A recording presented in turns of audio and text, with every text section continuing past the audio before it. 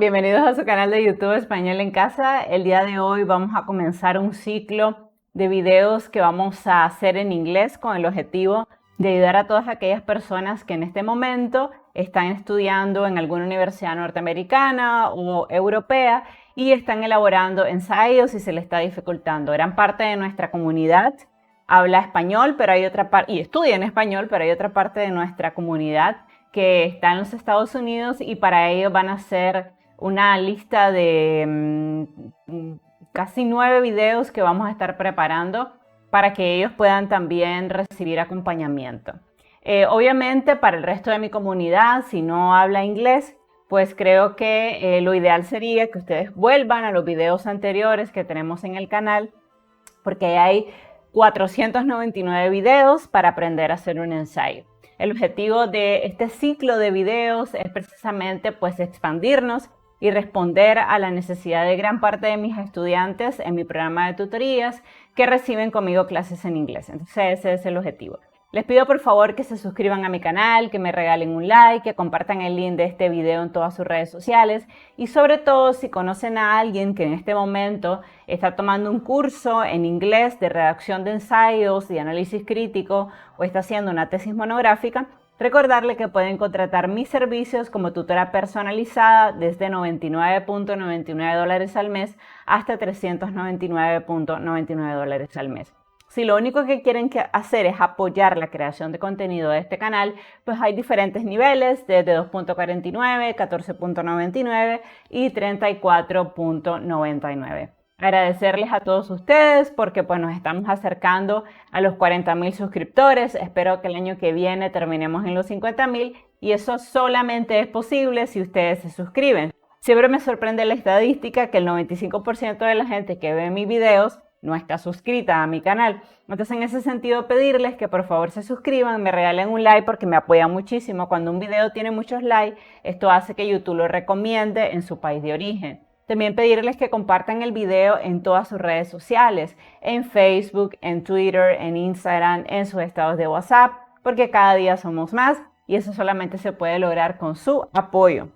Bueno, como siempre agradecerle a la gente que envía donativo todos los meses, a Janet, al Planeta de Abraham, a Rodolfo, a Noé, a Miguel, a Hipólito, a Orlando, a Unida, a Arelis y a Verónica. Recordarles que si quieren enviar donativos es muy sencillo. Hay diferentes niveles. La inmensa mayoría de ustedes está en el nivel de 2.49 o 14.99. Recuerden asesorías personalizadas vía Meet, ajustadas a sus necesidades. Esas clases no son grupales, son completamente personalizadas y ajustadas al curso que ustedes están tomando en este momento.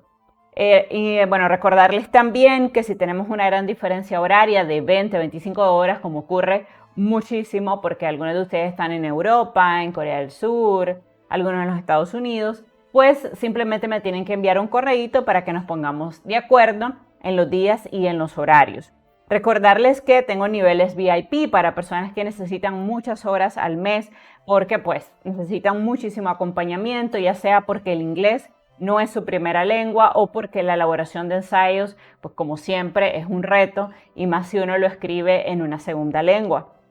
Recordarles que para ustedes tengo diferentes niveles de 249.99 y 399.99. La inmensa mayoría de las personas de mi programa de membresía empiezan siempre con el nivel de 99 y luego pues ellos van valorando que necesitan más horas a la semana y se mueven a los otros niveles. Pero obviamente eso depende de cada uno de ustedes. ¿Qué tipo de apoyo brindo? ¿Okay? Asesorías en la elaboración de ensayos, análisis crítico de obras literarias, redacción de párrafo, edición de texto, creación de poemas o elaboración de tesis. Bien, dicho esto, vamos a movernos entonces al ejemplo que les traje de un ensayo escrito en inglés. ¿Ok?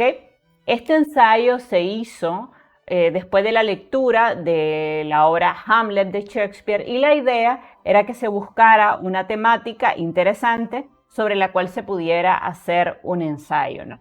Tanto en inglés como en español, un ensayo está estructurado de la misma manera, con un título, con una introducción que debe tener un hook, le decimos en inglés, o sea, algo que atrape la atención, Tiene que tener una tesis que tiene que estar fundamentada en 3 puntos, un desarrollo, una conclusión y una lista de referencias.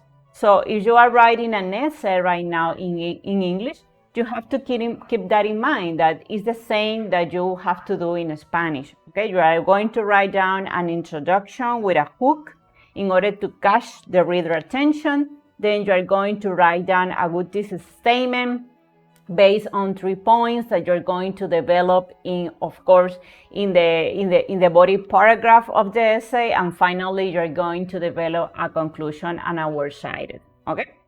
So the title from this kind of essay, this is an argumentative essay, is The Tragedy of Hamlet, Prince of Denmark, under a feminist point of view. ¿Ok?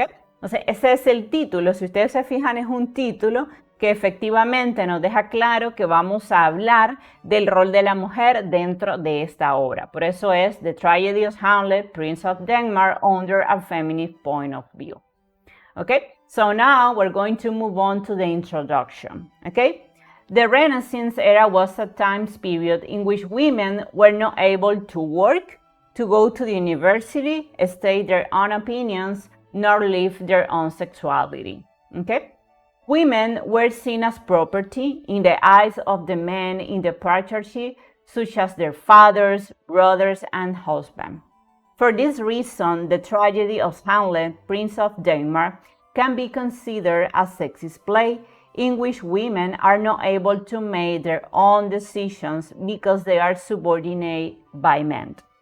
All the men that are characters in the tragedy of Hamlet, Prince of Denmark play, Hamlet, Polonius, Laertes, and Claudius, equally display their own views toward women as weaker than men and undeserving of a voice. So we have here the thesis statement, okay, that we're going to prove in the body paragraph. Okay, all the men that are characters in the tragedy of Hamlet, Prince of Denmark play, Hamlet, Polonius, Laertes, and Claudius, equally display their own views toward women as weaker than men and undeserving of a voice. Entonces, si ustedes notan, es una introducción donde simplemente mencionamos que fue una obra que se escribió en la época del Renacimiento, ¿okay? Para dar un poquito de contexto, y luego vamos ubicando al lector, que lo que vamos a hacer es analizar qué visión tenían los hombres de la obra sobre la mujer. This is only the introduction to the essay. And now we're going to move on to the body paragraph. Okay? Remember that in the body paragraph, we need to have 2 kinds of quote. We need to have direct quote and indirect quote. So, Hamlet implies that his mother, Gertrude, is weak and frailty because she remarries his uncle. However, in reality, she's doing that because as a woman, she needs a formal man by her side to preserve the crown. Samuelson 2020 states that now, if you notice, I'm using a direct quote. I have more than 40 words, and for this reason, I have to move in a new paragraph, right? With indentation. Hamlet also implies that Gertrude is weak for remarrying Claudius by saying frailty, thy name is women. Hamlet suggests that one reason for her weakness is her gender. He is also angry at her for destroying the image of his father. Since she remarries, the memory of the former king will vanish. Entonces, ¿qué estoy haciendo? Estoy soportando con citas directas en este caso mi thesis statement, right? That all the men in the play are a little bit matches, right? But in reality, Hamlet's mother does not marry out of love, but out of necessity. This is really interesting because she is a woman. She cannot hold power without the figure of a strong man at her side, okay? Her relationship with Claudius is out of interest and need, no frivolity.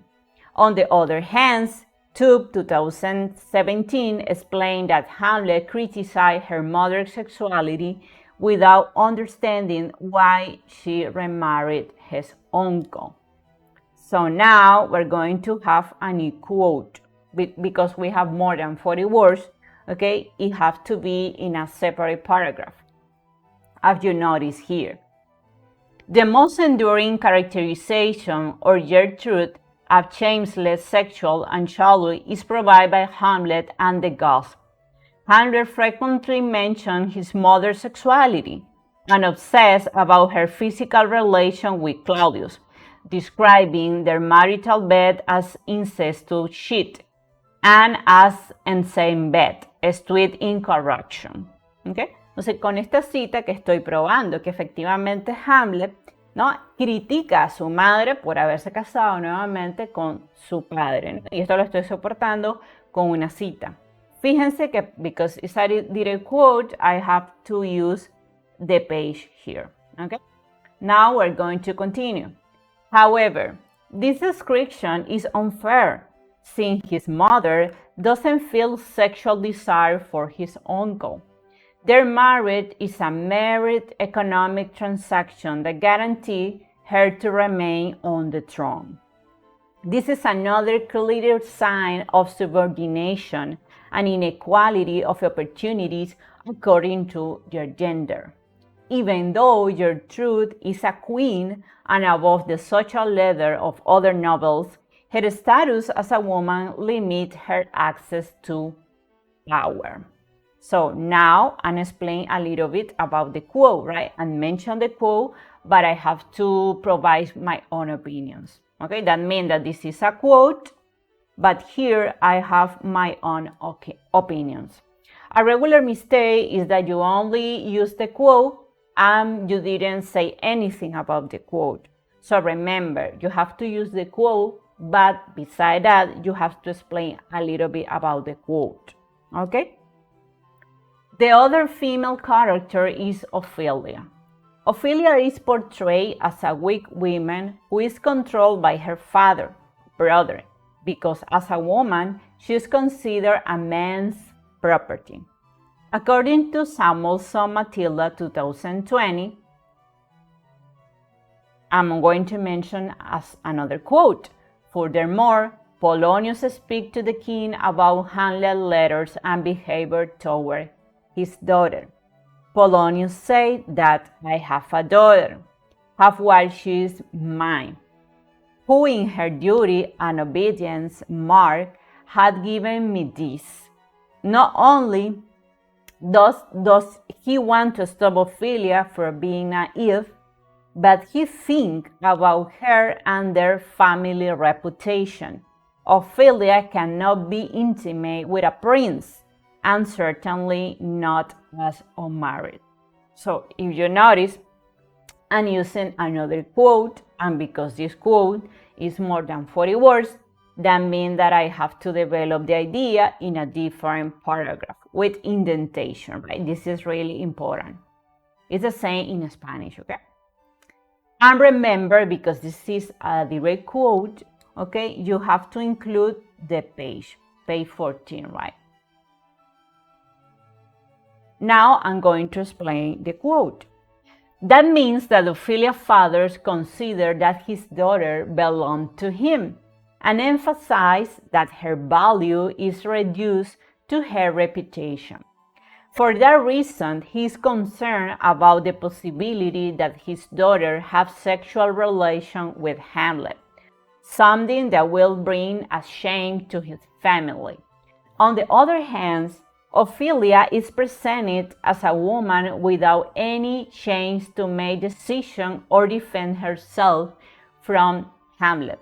Samuelson Matilda 2020 states that Learche's Ophelia brothers tried to warn Ophelia. Now I'm going to use another quote because this quote has more than 40 words. Okay, it's going to be in a different paragraph. And remember that you have to include indentation and the page number. At Ophelia's first real interest, Learte demands her to stay away from Hamlet. She is a woman who is temporary for him, and she should be more realistic and realize that. Furthermore, he explained Ophelia's natural behavior, that it fits your wisdom, so far to believe it. Though Xenophilia is a woman, she's not intelligent enough to perceive Hamlet's lie. She is too foolish to understand his real intentions with her. So I'm using another quote in order to explain why I consider that all the men in the play have a bad image of women, right? Now I'm going to explain a little bit this quote.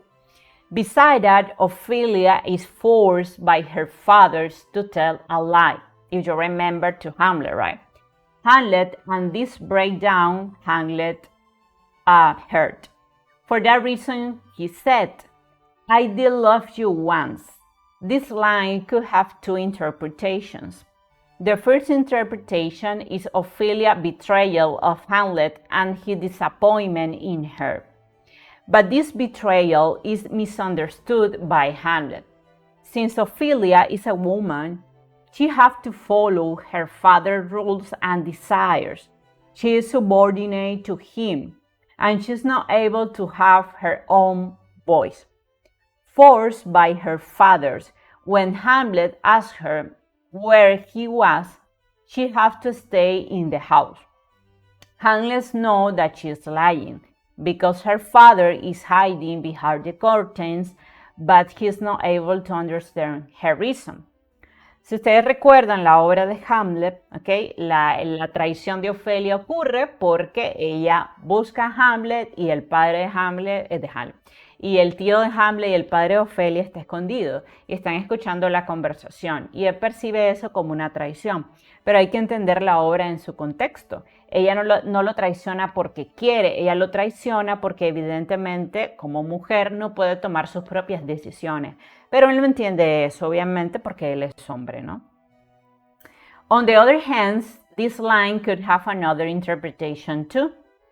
The line is this one, right? Is this one. I did love you once. Why? What she loved in the past. Okay, we're going to understand and interpret this quote. Ophelia's value depends on her purity and virginity. And as soon as Hamlet and she have sexual intercourse, she was dismissed by her love. Hamlet told her that she should move to a nunnery because she was evil liar.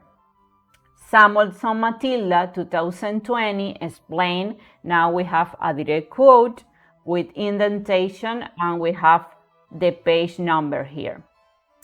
Even though Hamlet is the one who manipulates Ophelia and encourages her desire, she is the one who is ashamed and the one to blame. Hamlet indicates that Ophelia's unchastity and sins made her evil, and men should stay away from her. Or, if thou wilt not marry a fool, for wise men who well enough what monster you may of them. To a nunnery go, and quickly too, farewell. If you notice, Hamlet is telling Ophelia that she is a bad woman because she is a liar, without understanding the context, right? Now we're going to explain the quote. Since Ophelia is no longer a virgin, Hamlet no longer regards her with the same respect as before. Her purity has been tarnished, and her value as a woman has been reduced. Little remained of the innocent young woman he met. Left, right. Finally, Ophelia's conflict is evident. Because she is a woman, suicide, unfortunately, is the only option for a lady in this situation. On one hand, her great love, Hamlet, despises her. On the other, the man she loved has murdered her father. Faced with this duality of feelings, she cannot hate the man she loves, but cannot love the man who has murdered her father either. The only path Ophelia can take to escape this mental conflict is madness. Being a woman, the loss of reason seems to be the only way that will free her from this terrible suffering.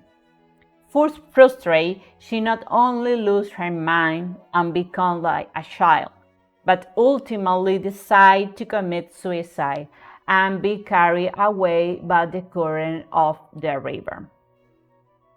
In other words, losing sanity and hysteria were the only path left by male writers for tormented women.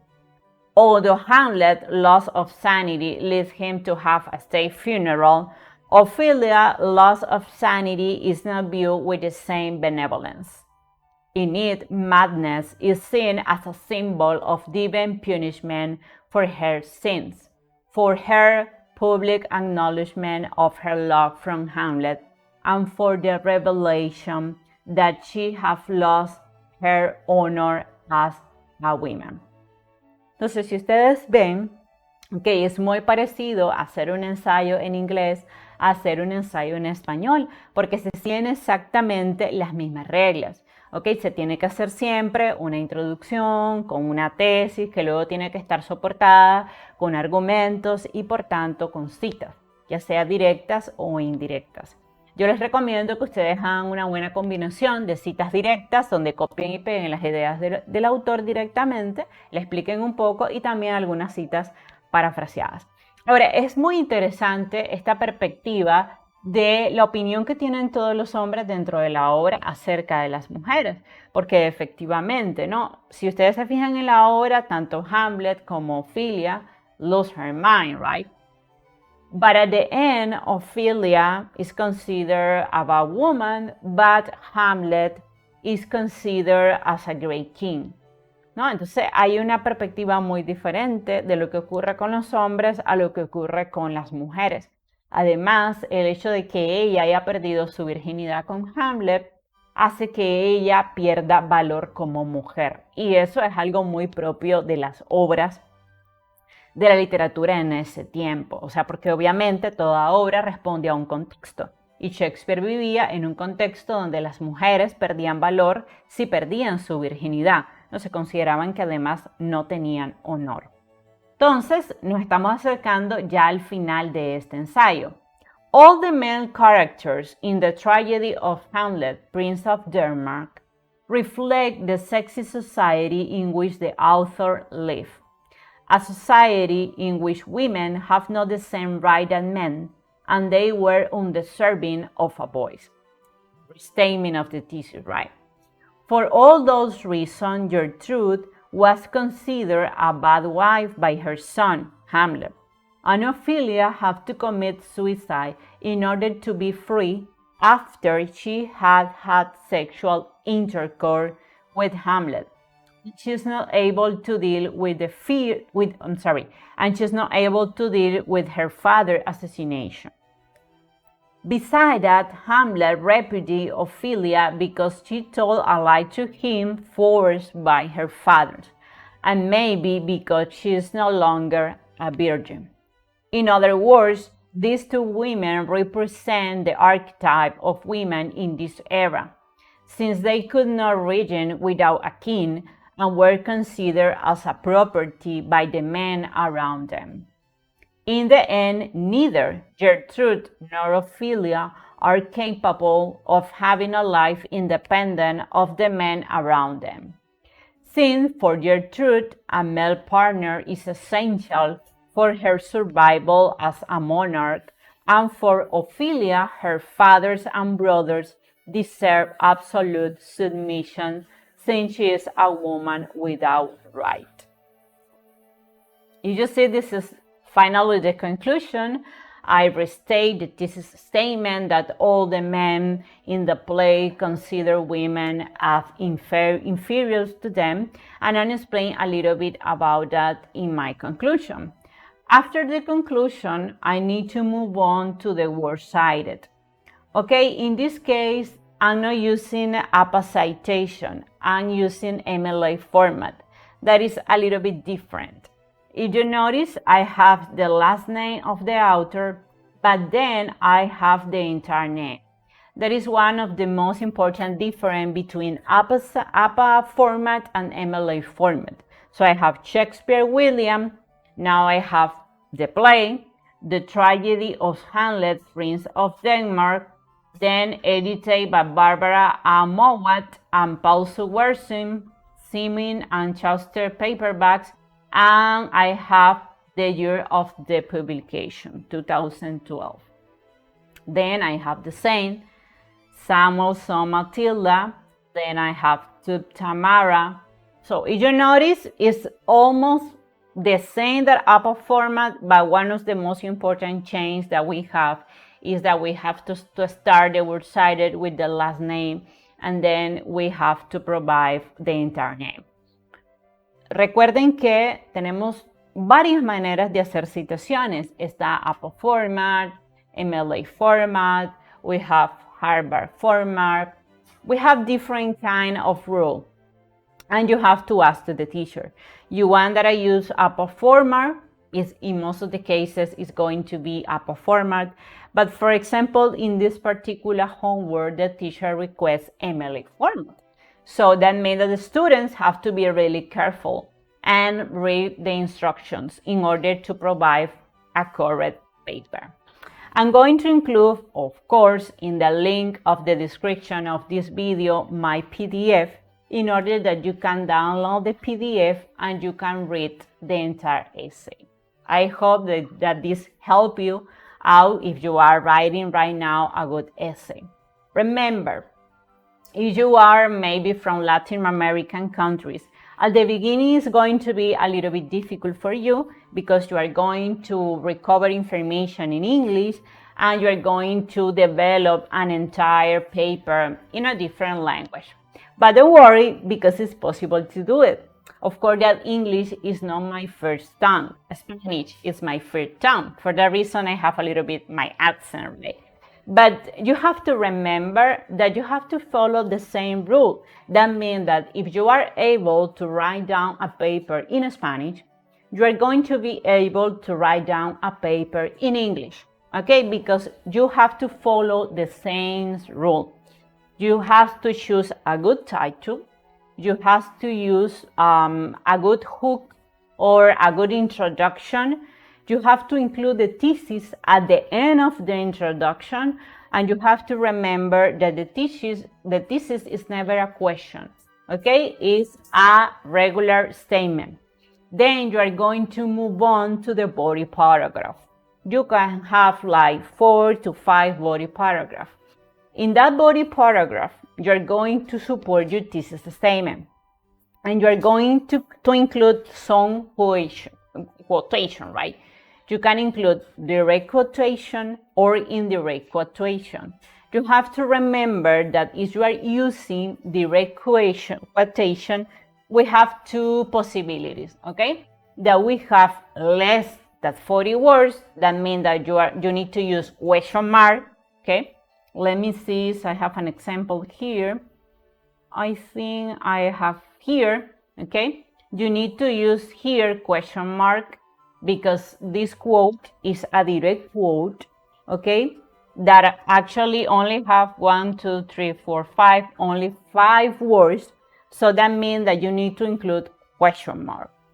But if you decide to use question or direct quote for more than 40 words, that means that you need to use an indentation and you have to separate the entire quote for the rest of the essay. And remember that you have to provide the page number. Okay, this is really important.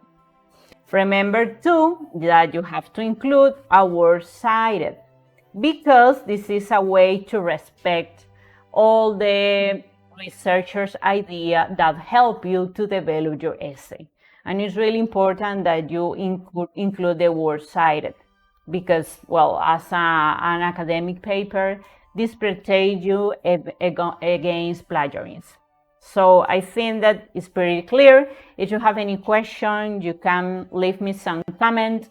If you are right now studying in English, but you are concerned because it's not your first time, remember that you only need to follow the same step that you have in Spanish. And I'm going to end the video talking a little bit in Spanish. En español, como en inglés, simplemente es hacer una buena introducción que capture la atención del lector. Ahí ustedes van a presentar la tesis. Luego, en el desarrollo de todo el ensayo, ustedes van a ir soportando esta tesis con argumentos. Por tanto, van a recuperar citas directas de menos de 40 palabras o de más de 40 palabras e indirectas. Finalmente va a haber una conclusión donde hagan un restatement of the thesis statement, o sea, la vuelvan a mencionar, no idéntica, pero parecida, porque esa va a ser la última información con la que se va a quedar el lector, obviamente. Y luego de eso, ustedes incluyen siempre su lista de referencias. Bueno, espero que les haya gustado este video. Vamos a estar teniendo una nueva lista de reproducción en nuestro canal, donde vamos a estar incluyendo varios ensayos en inglés que son parte de las personas que están en mi programa de tutorías y que yo estoy seguro que les va a servir muchísimo. Recuerden que si desean contratar mis servicios para ayudarlo a elaborar ensayos en inglés, lo único que tienen que hacer es irse al botón unirme al lado de suscribirme y ahí se les van a desplegar los diferentes niveles de membresías desde 99.99 hasta 399.99. Recuerden que para recibir el apoyo de una tutora me tienen que avisar con tiempo, es decir, si el curso se termina en 5 días, pues en 5 días no hacemos nada. Me tienen que avisar con tiempo para que podamos rescatar ese curso. Estoy segura que con ayuda lo vas a lograr. Si el inglés es tu segunda lengua, no tengas miedo. Es posible realmente escribir ensayos, aunque no sea nuestra lengua materna. Sobre todo porque recuerden que it's almost the same.